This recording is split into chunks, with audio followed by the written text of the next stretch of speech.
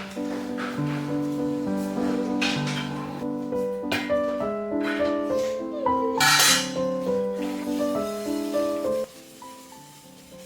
Friends, எல்லாரும் எப்படி இருக்கீங்க? Welcome back to my channel. ரொம்ப நாள் கழிச்சு ஒரு லாங் வீடியோவில் உங்கள் எல்லாரையும் மீட் பண்ணுறது எனக்கு ரொம்ப ரொம்ப சந்தோஷம். இன்றைக்கி வீடியோவில் நீங்கள் ரொம்ப நாள் என்கிட்ட கேட்டுட்டு இருந்த என்னோட ஸ்டைல் பாய் வீட்டு பிரியாணி ரெசிபி தான் ஷேர் பண்ணியிருக்கேன். இதுக்கு வந்து ஒரு சீக்ரெட் மசாலா வந்து ரெடி பண்ணி செய்வேன். ரொம்ப நல்லா இருக்கும். இதுலேயே வந்துட்டு நம்ம பனீர் பிரியாணி, எக் பிரியாணி, இல்லை சிக்கன், மட்டன், அப்புறம் நார்மலாக மஷ்ரூம் பிரியாணி எதுனாலுமே வந்து பண்ணலாம்.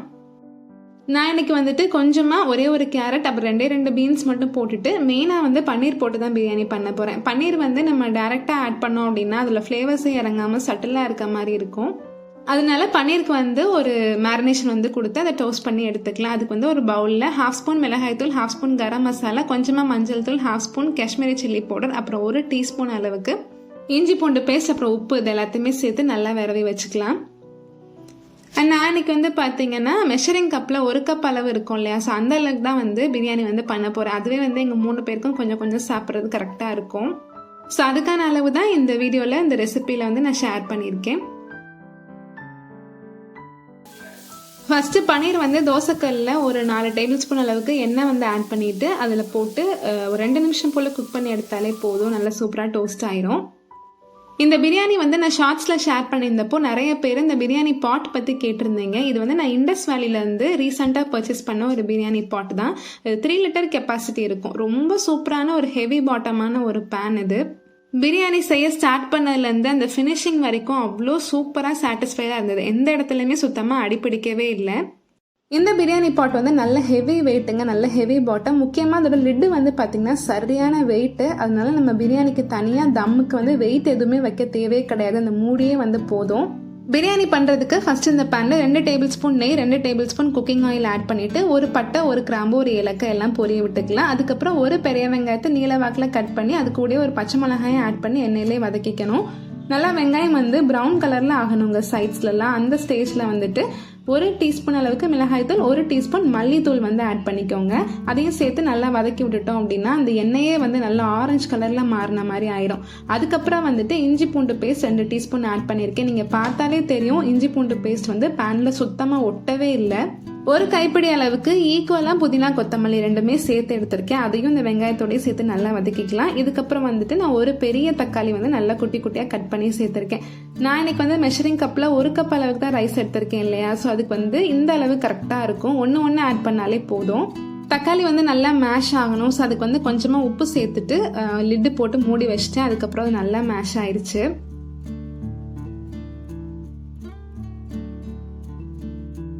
இது கூட 2 டீஸ்பூன் அளவுக்கு கெட்டியான தயிர் ஆட் பண்ணிட்டு நல்லா வதக்கிக்கணும். நான் வந்துட்டு இது வதக்கி முடிச்சதுக்கு அப்புறமா நான் கட் பண்ணி வச்சிருந்த கேரட், அப்புறம் பீன்ஸ், அதுக்கப்புறம் நான் டோஸ்ட் பண்ணி வச்சிருந்த பன்னீர், இது எல்லாத்தையுமே சேர்த்து ஒரு தடவை மிக்ஸ் பண்ணிக்க போறேன்.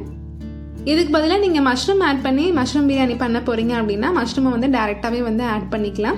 எக் பிரியாணி பண்ணுறீங்க அப்படின்னா முட்டையை வந்து வேக வச்சுட்டு நான் இன்னைக்கு வந்துட்டு ஒரு மசாலா டோஸ்ட் பண்ணி பன்னீர் பண்ணேன் இல்லையா, ஸோ அதே மசாலா அதுக்கும் பண்ணிவிட்டு அதை லைட்டாக தோசைக்கல்லில் டோஸ்ட் பண்ணிவிட்டு நம்ம வந்துட்டு பிரியாணியோட ஆட் பண்ணிக்கலாம்.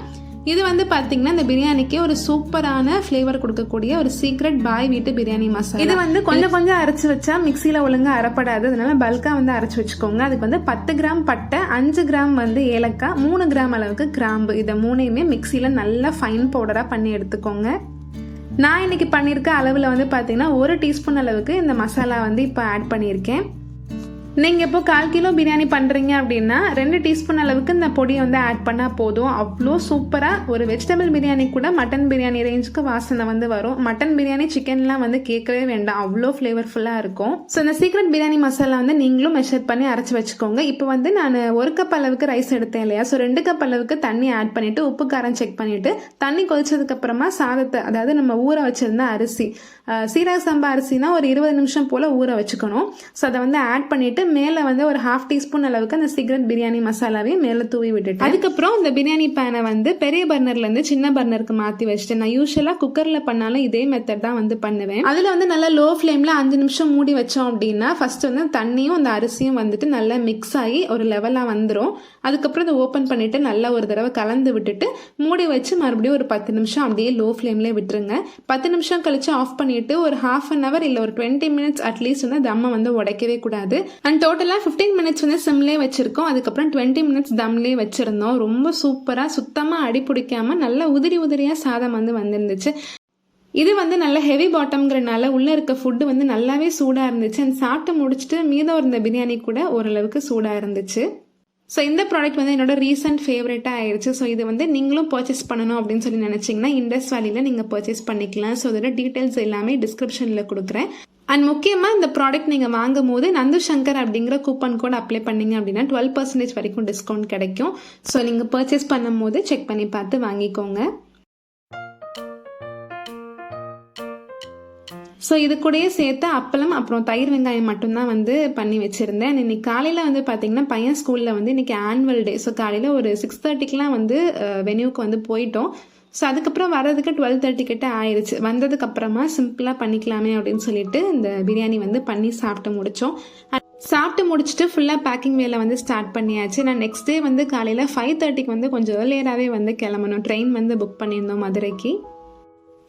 ஊரில் வந்து ஒரு ஃபங்க்ஷன் இருந்தது. எனக்கு வந்து டின்னருக்கு வந்துட்டு பிரியாணியே கொஞ்சம் மீதம் இருந்தது. ஸோ அது வந்து சாப்பிட்டுட்டு ஹஸ்பண்டுக்கும் பையனுக்கும் மட்டும் மீதம் இருந்த மாவில் தோசை ஊற்றி கொடுத்து தூங்கியாச்சு.